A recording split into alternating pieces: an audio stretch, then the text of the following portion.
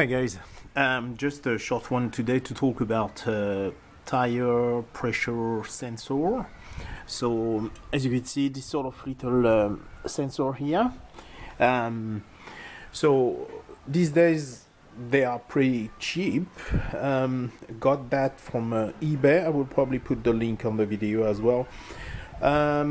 It's around I think $50 or something like that here in Australia.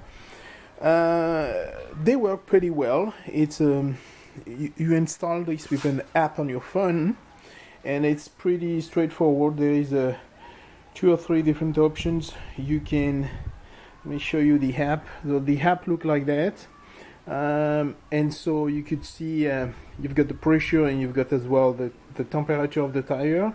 The temperature doesn't really mean much to me, to be honest, because I don't know what's the high temperature and what the best efficient temperature for the tire.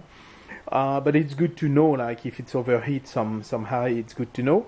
For the pressure itself, it's pretty handy. It's not essential. It's not something I would say you definitely need this on your bike.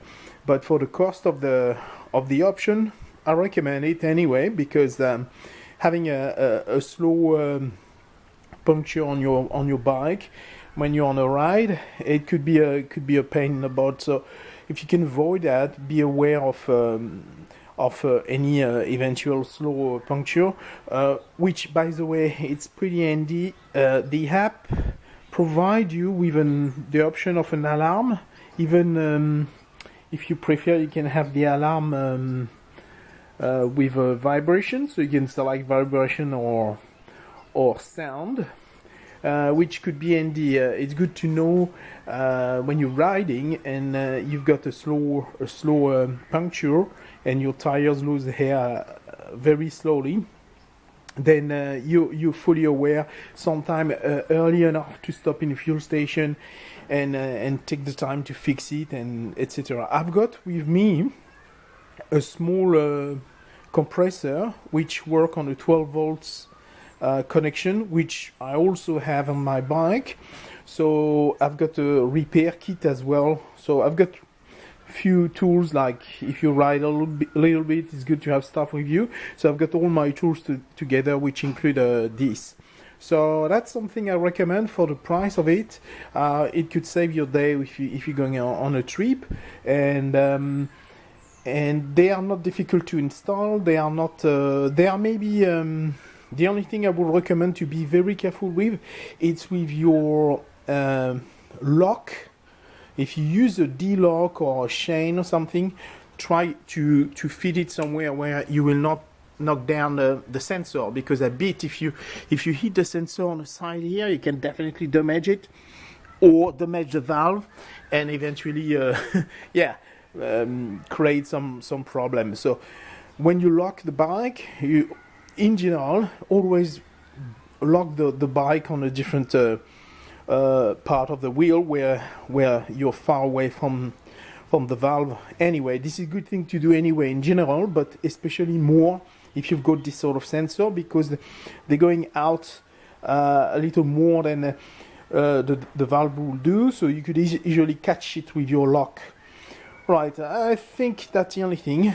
Same thing when you wash your bike, be very careful to not knock down the sensor. I said that because it's easy to forget about it, because that's not something you will think of. They are here, and for the time they are here on your wheel, they give you the information you need, but for the rest you don't look at them at all.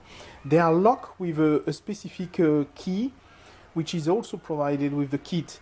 It's important to keep the key with you on the bike, because remember, if you need to use a compressor in a fuel station or somewhere like that, then you have to be able to remove the sensor first. So if you don't have your tool with you, you can't do it. So leave the key under the seats, maybe the best thing to do, your little toolbox. Otherwise, you can use it's not a specific spanner or something. I think it's 12 millimeters or 14 millimeters, something like that. There is two sizes on the key. One is the one to install the sensor on the valve, and the other one is a tool to remove the battery, to replace the battery, because by the way they work with some tiny little lithium battery, which are not rechargeable battery, which is a pain in the butt.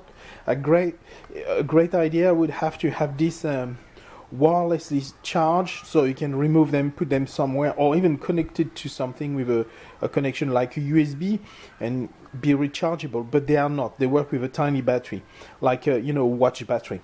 It's no big deal in terms of replacement, and the battery seems to last for months.